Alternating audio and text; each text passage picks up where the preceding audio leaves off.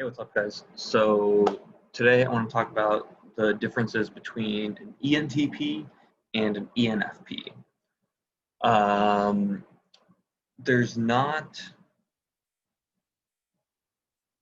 that much to say, maybe. This might be a short video. This is hard. There's not that much to say, not because it's easy. Um, so they both lead with NE. Their fourth function is SI for both of them. For an ENTP, their second and third functions are TI and FE, respectively. For an ENFP, it goes FI, then TE. So because they both lead with the same function, they can both seem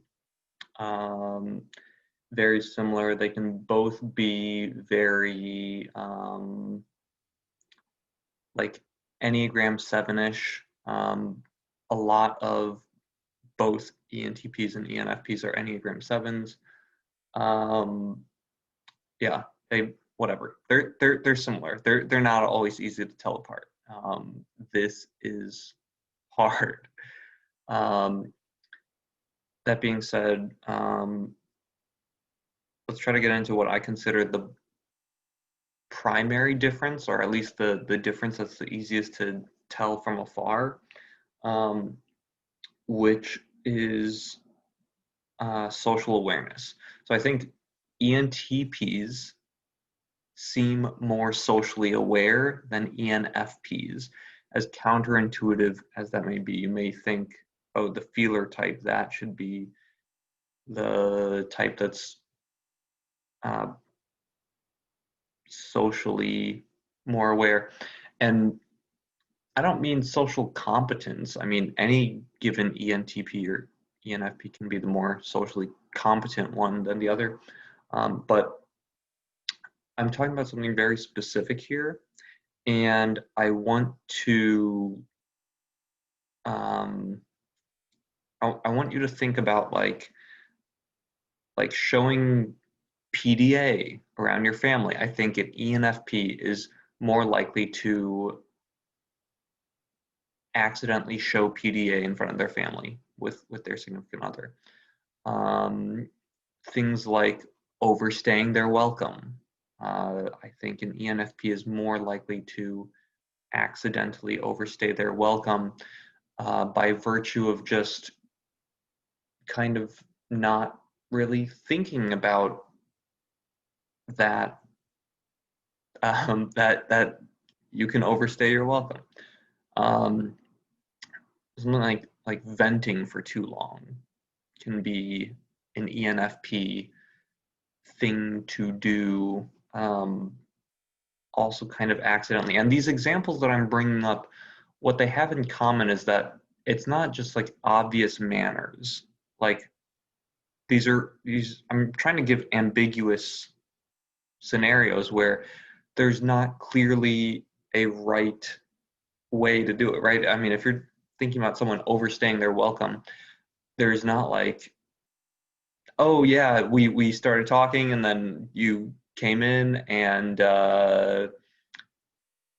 we said, you know, oh, this will be exactly 1 hour, right? That's not how that works. I don't know, maybe your friends do that, mine don't.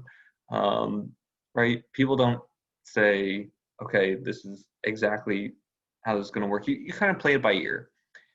I think ENTPs, being FE users, are, you know, despite being TI first before FE, I think they are better at that sort of ambiguous social reading. You know, the things that are not clear cut.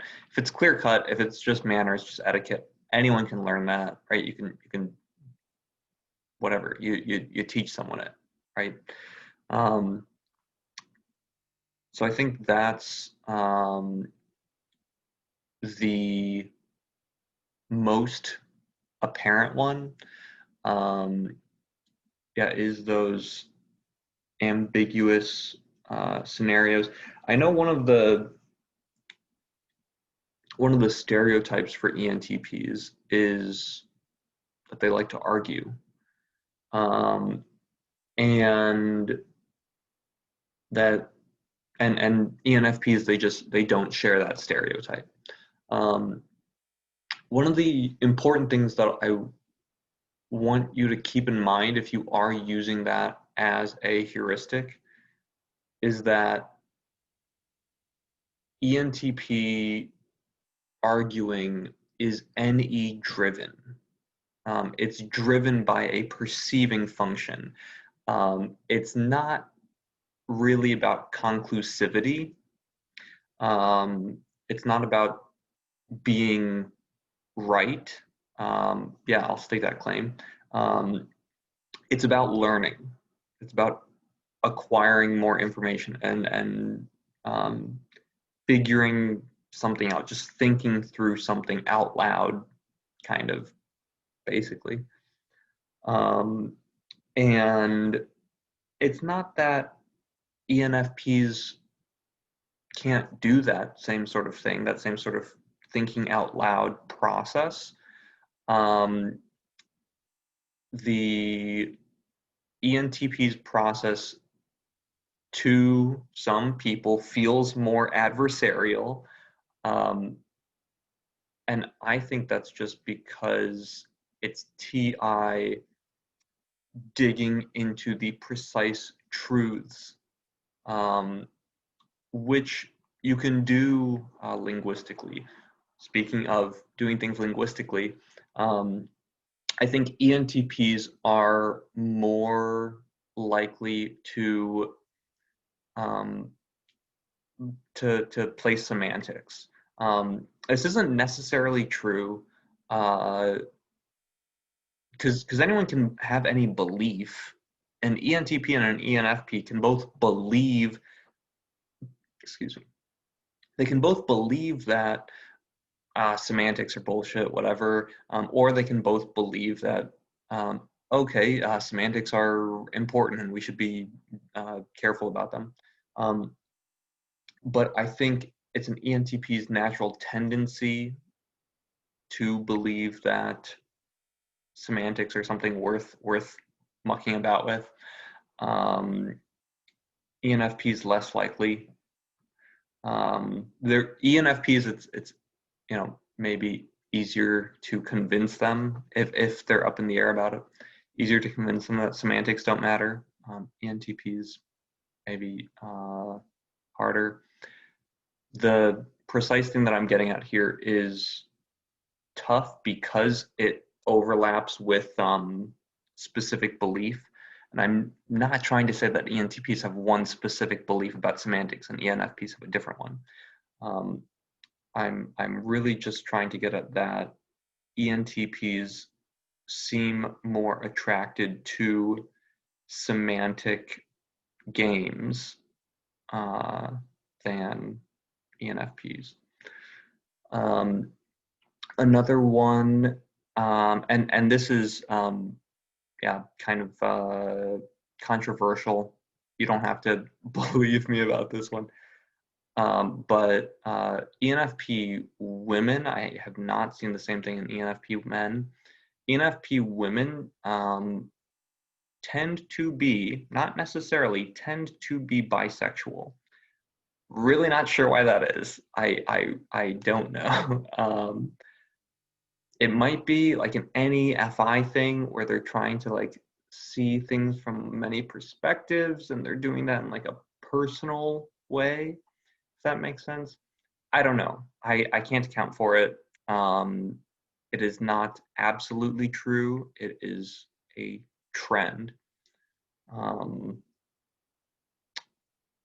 let's see. Another one would be that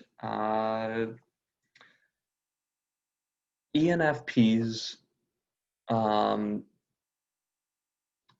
if we're talking about you, if you are the person trying to figure out if you yourself are an ENFP or an ENTP, in your own head, just when you're trying to voice your emotions, counterintuitive as it may seem, ENFPs as well as uh, FI users in general seem to have some trouble putting specific words to their emotions. Um, they seem to have a hard time articulating what they're feeling. Um, you you know, often you can tell what they're feeling because they make it just apparent in their being, but um, it's hard for them to articulate specifically in words. ENTPs can do this. ENTPs may feel a little uh, colder if they're not turning on the FE, um, but um, cold. Um, but they can put their emotions to words. Um, let's see. I think I think that's about all I got for you guys for the difference between ENFPs and ENTPs. In short, ENFPs are going to be a little looser with social nuance, just those ambiguous situations where it's not exactly clear what to do. One of the other things, this is sort of a social thing that I just thought of, is ENFPs sometimes in their talking, they can kind of um, how do I say this? They can they may seem like they have like a conversational agenda, like, oh, this is the thing that I want to tell you about.